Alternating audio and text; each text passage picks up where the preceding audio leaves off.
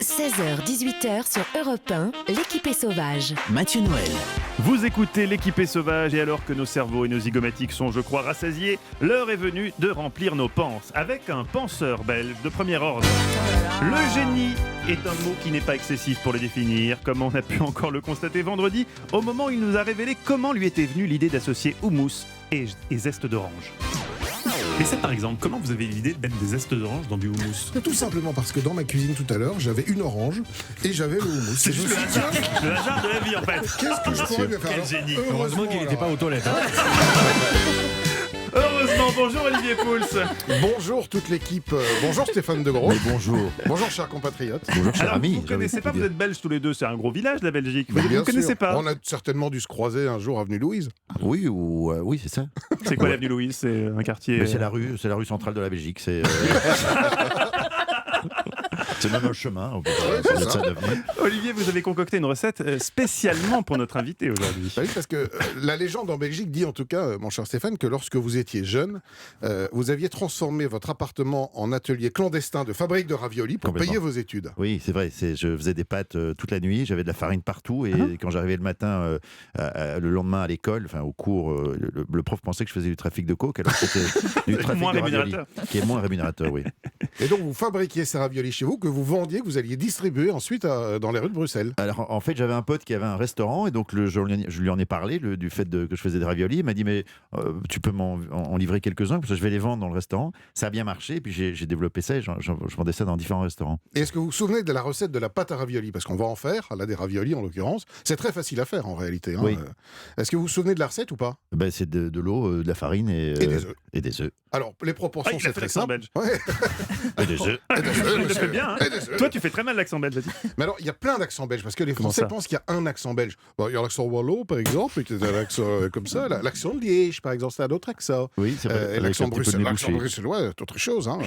Et puis l'accent flamand. Et l'accent flamand. Vous le tenez pas mal, finalement, j'aime bien. Bon, alors, faites-nous votre recette. Bon alors pour 500 grammes de farine, on peut prendre de la farine blanche classique, un T55. Oui, la colombienne, quoi.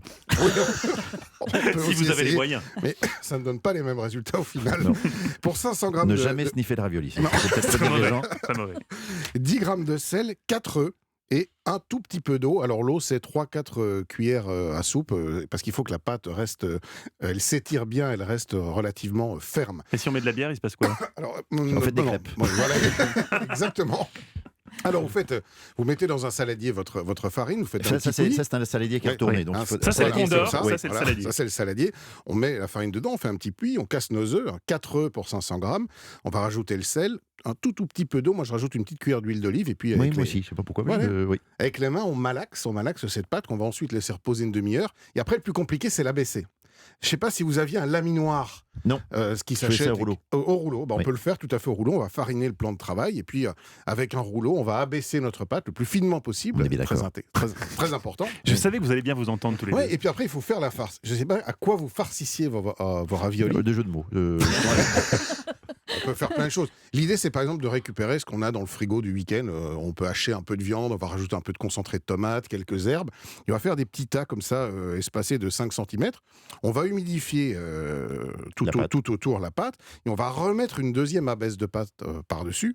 On n'aura plus qu'à, avec un emporte-pièce découpé, et puis souder les bords. Et au bout de 6 heures, on est prêt à passer à table. Et alors, au bout de 6 heures, on est prêt à passer à plat. La cuisson, c'est très important. Grand volume d'eau salée, pour pas que les raviolis collent entre eux. Et puis, quand les raviolis remontent, paf, c'est terminé. Donc ça, c'est vrai que c'est peut-être un peu fastidieux, mais Oh, il a une surprise sous si la table. d'aventure, vous trouvez que c'est trop compliqué et que vous voulez gagner du temps, mon cher Stéphane De Gros, cadeau. Ah, merci. Il nous a apporté Ça- des raviolis en conserve. Mais c'est Ah, honteux. c'est honteux. Et il est marqué pur bœuf dessus, et je les crois en fait. Et alors ça, je peux vous avouer que dans ma jeunesse, j'en ai mangé l'équivalent de mon poids, c'est dire. Oui. Et alors, moi, j'adore gratiner au four avec du fromage. Pardon. Ceci. Ah oui, cela. Vous, mais vous ça met mangez beaucoup de ça. fromage.